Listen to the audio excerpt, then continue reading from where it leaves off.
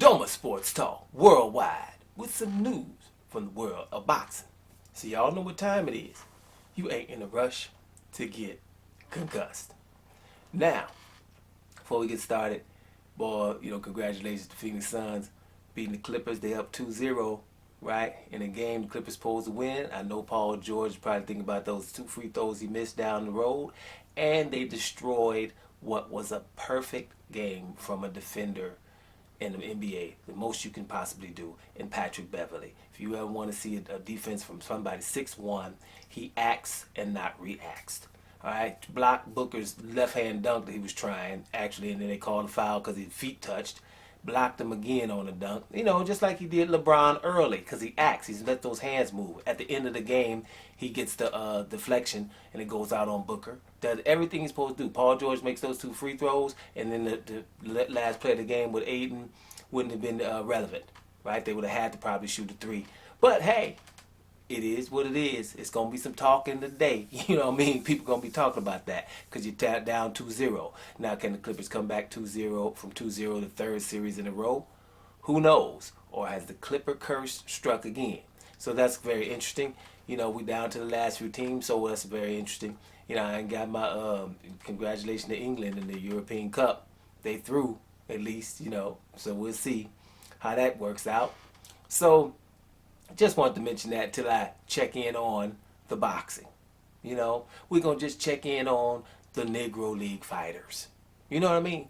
Maybe not all of them, but the Negro League fighters. That by doing so, we might, run across a few headlines that have been lately or recently. The Negro League fighters. Should we go from the top of the division? Let's go with the chairman, Louis the Real King Kong Ortiz in the heavyweight, Deontay Wilder in the heavyweight, Michael Hunter to a lesser extent, but a Negro League fighter in the heavyweight division. Then you got to go down because, hey, everything's good in cruiser and light heavy, right? Ain't nobody trying to see Better BF. They know damn well that Better BF beat Vucic. And since BF beat Vucic, that was that second best dude. I'm telling you, Bill was good too, but ain't nobody messing around in cruiserweights to handle their business with Britus, Dorticus, and the likes. So they pretty much held it down. Now you get to that middleweight division, and you got Demetrius Andre is also sitting in the parliament, and then you got Charlo, right? You got Charlo. Then you go down to welter. I'll just say Terence Crawford, right?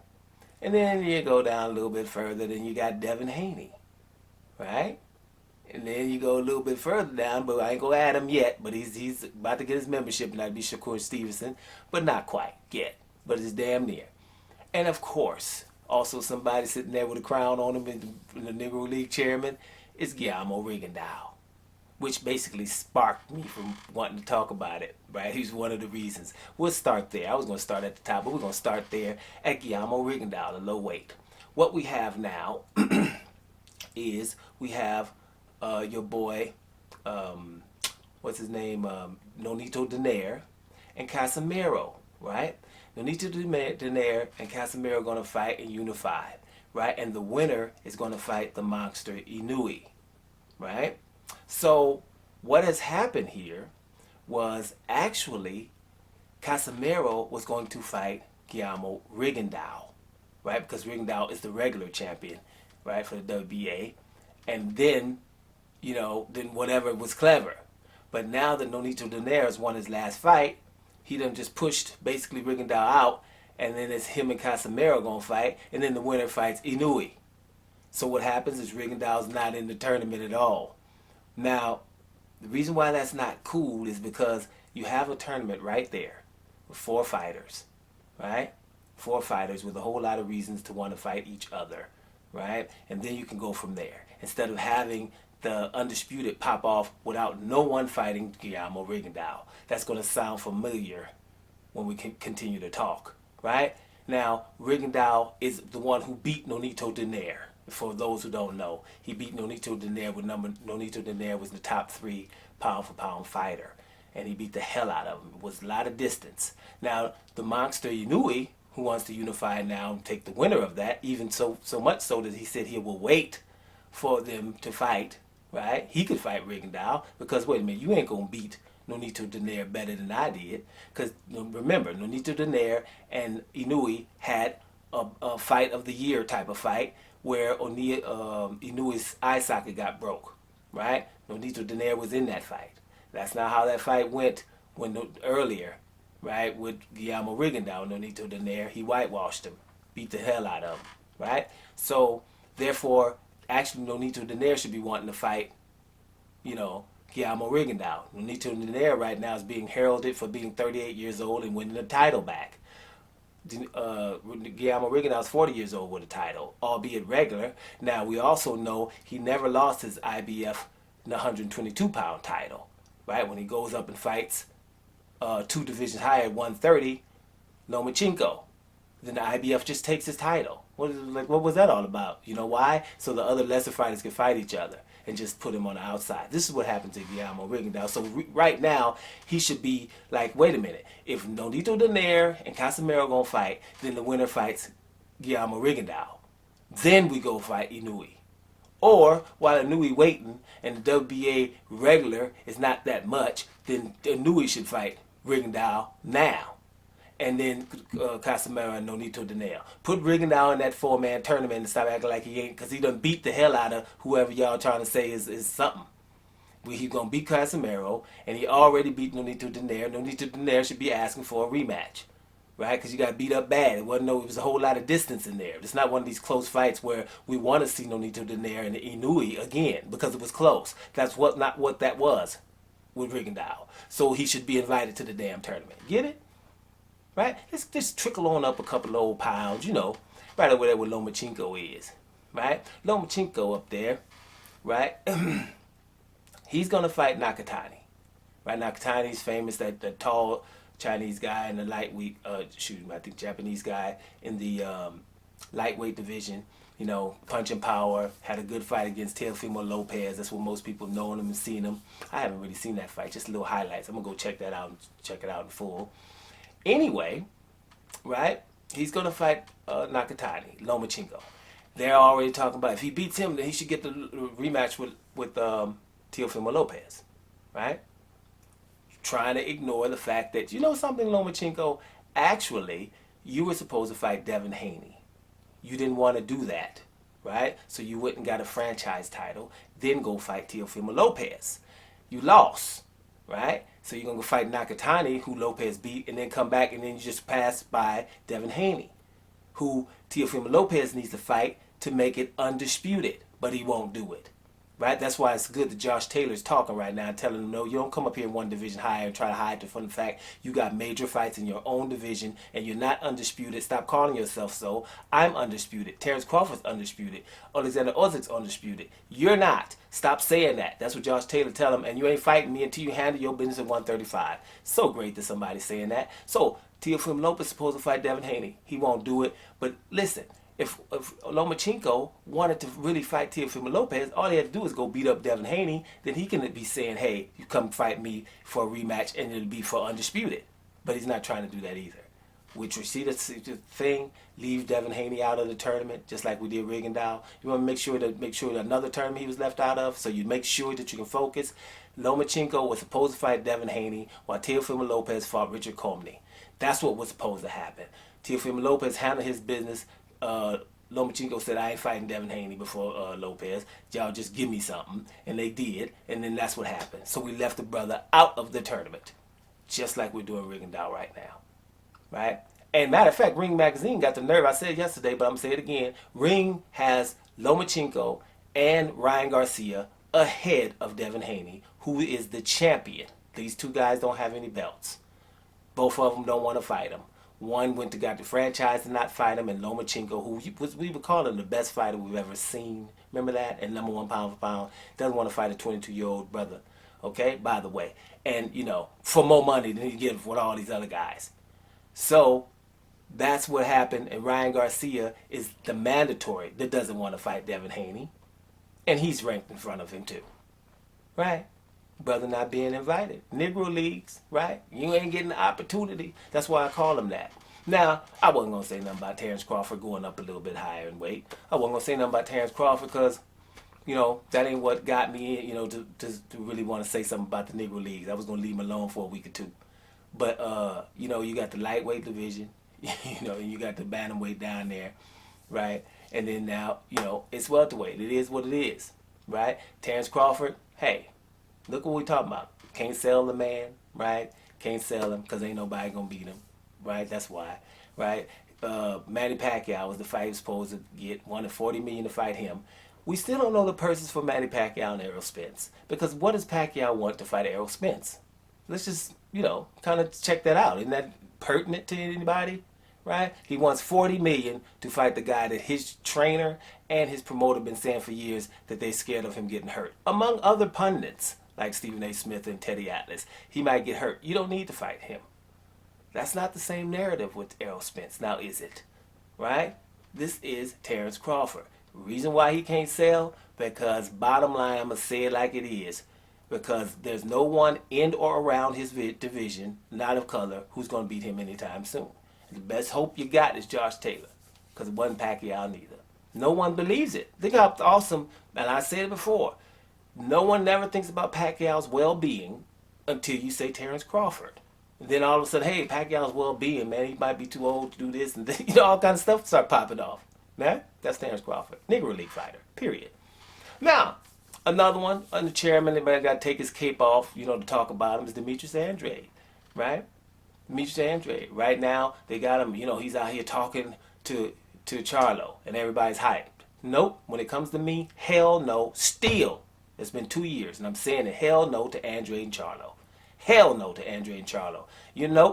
We're not canceling each other out until we fight Canelo or Gennady Golovkin, right? First, and then, right? That's the fight that they be acting like they want to see. Yeah, to cancel one brother out. And the one that lost ain't never getting a shot nowhere. The one that win, that means, something, we can only duck, and I hate saying that word, but avoid one of them. Right? No, hell no, no beef there. I don't even care if they beefing. I don't even care if Andre and Charlo keep screaming at each other. Who gives a damn? They need to fight one of those people. Or, like we said, then you put them higher on the pound for pound than the guys that are not trying to fight them. And that'll be Golovkin and Canelo. That's what you do. Because Andre and Canelo were supposed to fight for undisputed. And Canelo was going to get $40 million to do so. And he didn't. And he didn't, when he was the mandatory for Andre, he didn't fight him. He didn't want to. Andre was calling him out of his name and calling him out as the champion. You're the mandatory. What Ryan Garcia's doing right now. What Jaime Munguia's doing right now with Andre. He can't get a fight with Jaime Munguia, who just won and be talking about everything else. Right? Jaime Munguia is the mandatory for Andre right now. And he was trying to fight anybody else. He says Golovkin all the time. But not Andre. You're his mandatory. Why was nobody saying anything? Why isn't the media saying anything? This is typical. Negro Leagues. We ain't giving Andre the opportunity to be undisputed. That's why no one said nothing about it. Think about it. Canelo's up at 168 trying to be undisputed. But he was one fight away from it already. So who gives a damn what he's doing at 168? You were one fight away. You had one fight, and that's Demetrius Andre. And then we'll start asking Demetrius Andre who you fought. Well, what's up? It doesn't matter if he didn't fight nobody, if he's a bum, if he's not worth this and that. That means you should go get him because he's easy. Right? You're supposed to get him if he's easy. You're supposed to get him if it's hard. It's one fight from undisputed. But I'm not going to fight this brother, and then I'm going to go up here and talk about conveniently at 168, making sure that David Benavidez, you don't have to fight, so you're going to make sure now because you're not fighting any Mexicans after fighting a couple that were easy. Right? But Benavidez, I ain't fighting no more Mexicans. Because it wasn't only Benavidez. People think that. But it was also Zerto. Right? Roberto Ramirez. That's another one, too. Right? We're hovering around at 168. Now he's at 175. Yeah, those are the two he meant. He meant Benavidez and Ramirez. I ain't fighting no Mexicans now. Right? So, I don't have to fight Benavidez, and I'm going up to 168 where it's safe. Hell no. No. So, hell no to Andre and Charlo. Ain't nobody even trying to see it. But that's the only fight they want to do. And I'm going to give you an example. I might even put this in the description box. The article. I was just reading an article that was talking about, Charlo needs a big fight after that fight with Micheal. He needs one of the big guys. The fight, he ain't been getting a fight for a long time. It's time for him to get a fight. And, too bad he can't really get the Gennady Golovkin, because Golovkin is thinking about December December with Murata, right? But December, he's tied up with trying to get Murata. And, and it's really hard to get the fight because one is on Showtime and one is on the Zone, and it's really hard to get that done. So Gennady Golovkin, he just ain't gonna be able to get him. But Andrade, that's the one he can get. That's the one that should happen right now. In the same damn article.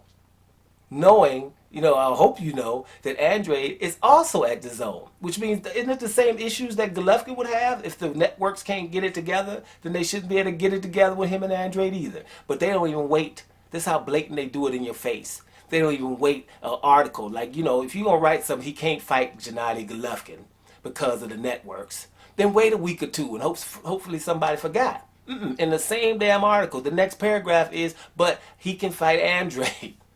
And Andrade's at the same place as Gennady Golovkin is. Get the hell up out of here, man. Ridiculous. Right? Ridiculous. Now, Charlo, we know what time it is with Charlo anyway. I mean, he was the mandatory for Canelo, and that's what started this franchise championship.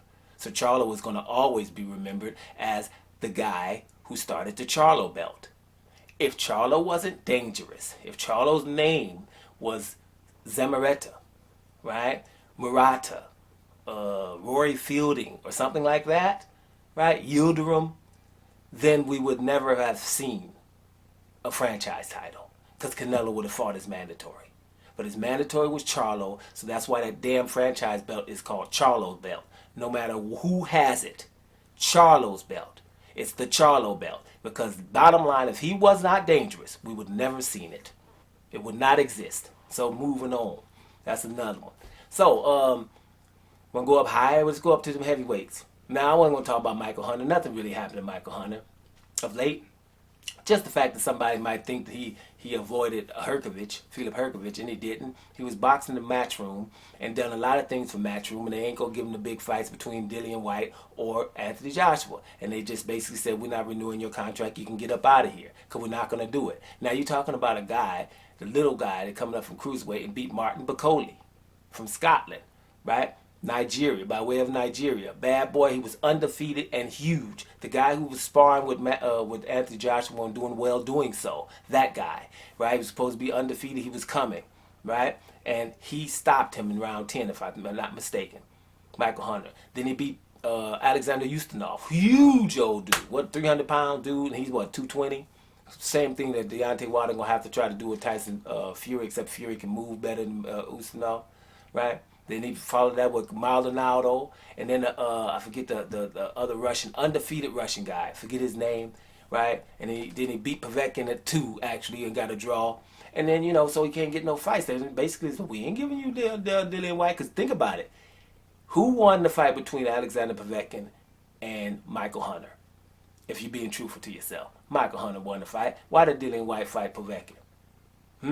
Why? Was the final straw. So that's why Michael Hunter is like, okay, I'm getting out of here. Now Trilla's going to try to pay for me in a 4-fight deal, so I'm handling my business. Okay, the first fight is a lesser opponent than Filip Hrgovic, okay, but it's going to probably be for more, and I'm going to have somebody dealing with my career. I'm not going to be over here at Matchroom helping you no more since you didn't want to help me. That's what that's all about. Now, Louis the Real King Kong Ortiz, right? The chairman. Louis the Real King Kong Ortiz. Right now, what we're talking about, Anthony Joshua got to fight Usyk.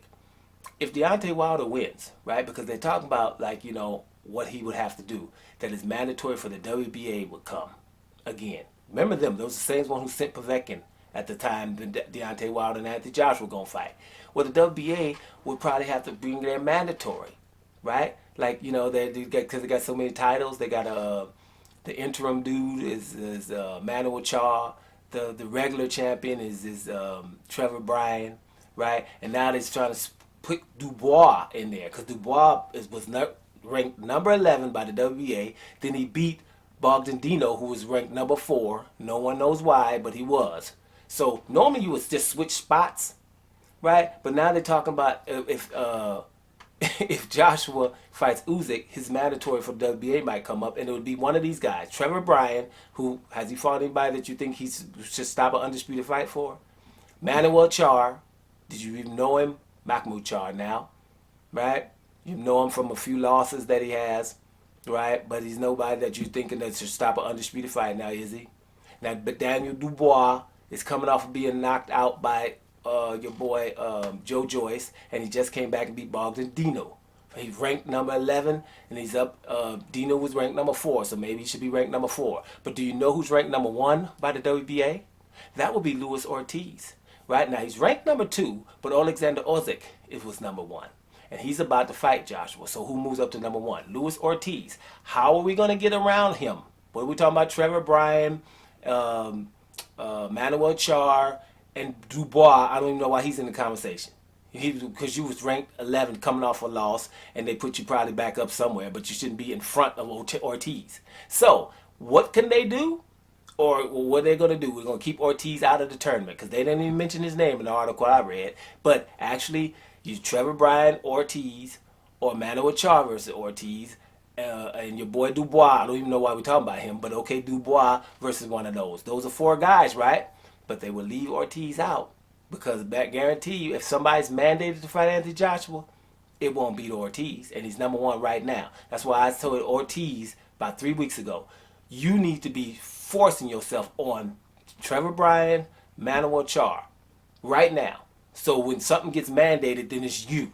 And then I think if it's mandated, if Luis Ortiz is in that mandatory spot for the WBA, then Joshua will fight undisputed. Because he's like, well, if I got to fight Deontay Wilder for undisputed or Luis Ortiz just for mandatory, then I'm going to go and get this undisputed, right? Because I don't think he wants to fight either one of them. And I'm being real here. I don't think he wants to fight either one of them. And Ortiz will get ignored again if he lets him do it.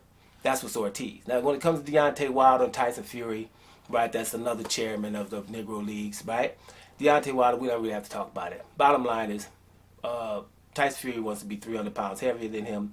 Tyson Fury also, spent about 9 months of trying not to fight him.